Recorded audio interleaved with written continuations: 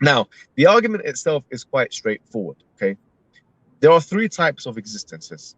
There is impossible existences, there is possible existences, and there are necessary existences, yeah? So an impossible existence is something which cannot be in the real world, something like a squared circle. This is impossible.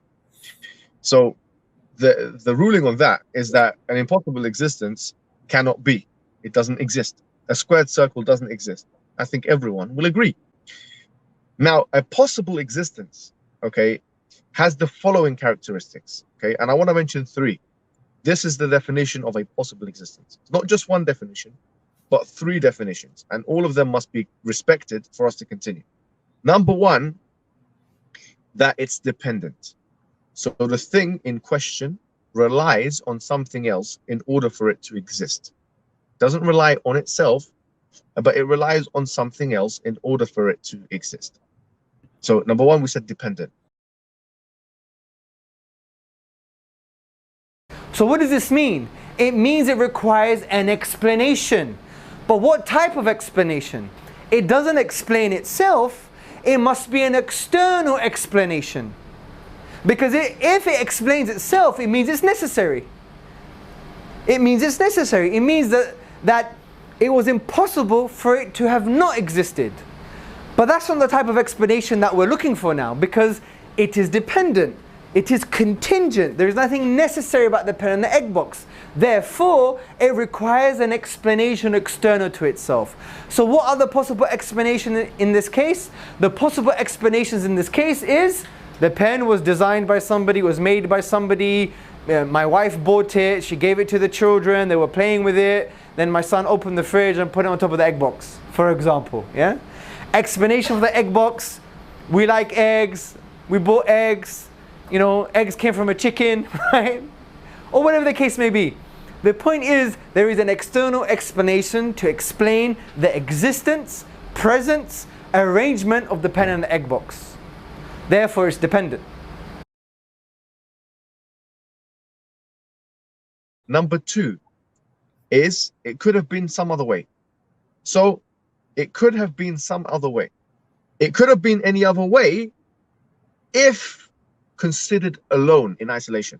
Yep. Not in conjunction with either a necessary being or anything else which is meant to be a substitute for it, like a causal chain or a necessary or an inferent. So if taken in isolation, then it could have been any other way. And number three, okay, if you take it out of existence, absurdities don't happen. In other words, existence does not depend on it. So for example, 28 years ago, I didn't exist. So if, let's say 29 years ago, yeah, I wasn't here, but the whole of existence was still here, which means my existence is not required for all of existence to exist. So the possible existence has three main definitions. There cannot be a world of only possible existences. Okay? There cannot be a world of only possible existences. When we define possible existences, we say something which is reliant on something else. Something which, if you take out of existence, existence would still be there. And something which could be any other way. Not in reference to the necessary existence or a causal chain of some sort. No, in reference only to itself. Philosophically, the idea of an infinite past is very problematic. Think about it. If the universe never had a beginning, that means that the number of past events in the history of the universe is infinite. But the existence of an actually infinite number of things leads to metaphysical absurdities. To give one example, what is infinity minus infinity? Well, mathematically, you get self-contradictory answers. For example, if you had an infinite number of coins, numbered 1, 2, 3, and so on, to infinity, and I took away all the odd-numbered coins, how many coins would you have left? Well, you'd still have all the even-numbered coins, right? Or an infinity of coins. So infinity minus infinity is infinity. But now suppose instead that I took away all of the coins numbered greater than 3. Now how many coins would you have left? Well, just 3. So infinity minus infinity is 3. And yet in each case, I took away an identical number of coins from an identical number of coins and came up with contradictory results. In fact, you can get any answer when you subtract infinity, from 0 to infinity. And for that reason, inverse operations like subtraction and division are simply prohibited in transfinite arithmetic. But that convention doesn't apply to the real world. You can give away whatever coins you want. This shows, I think, that infinity is just a concept or an idea in your mind, not something that exists in reality. David Hilbert, who was perhaps the greatest mathematician of the 20th century, states, and I quote, "The infinite is nowhere to be found in reality. It neither exists in nature, nor provides a legitimate basis for rational thought. The role that remains for the infinite to play is solely that of an idea." But that entails that since past events are not just ideas in your mind, but are real, the number of past events must be finite. Therefore, the series of past events can't go back and back forever. Rather, the universe must have begun to exist. Yeah. Yes.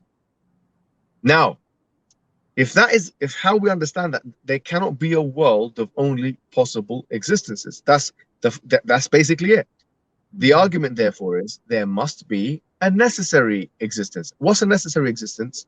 Something which all possible existences depends upon, and it depends upon nothing. Yep. If you don't have this, you will not have existence.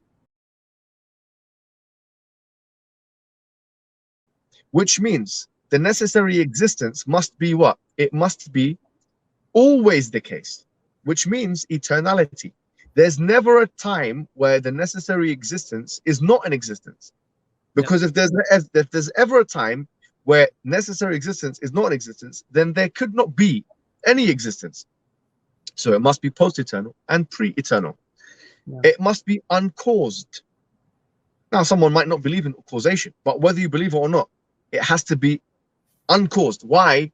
Because if it was caused, then what is it caused by? Whatever it's caused by explains it.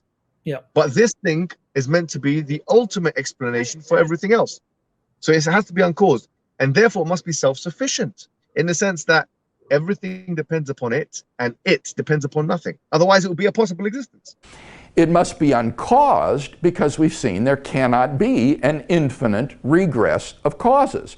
So we must come to an absolutely first, uncaused cause. It must be timeless and therefore changeless, at least without the universe, because it created time. Because it also created space, it must transcend space as well, and therefore be immaterial, not physical. Moreover, I would argue this cause must also plausibly be personal. The only way for the cause to be timeless and for its effect to begin a finite time ago is for the cause to be a personal agent, endowed with freedom of the will, and who therefore has the ability to spontaneously create a new effect without any antecedent determining conditions.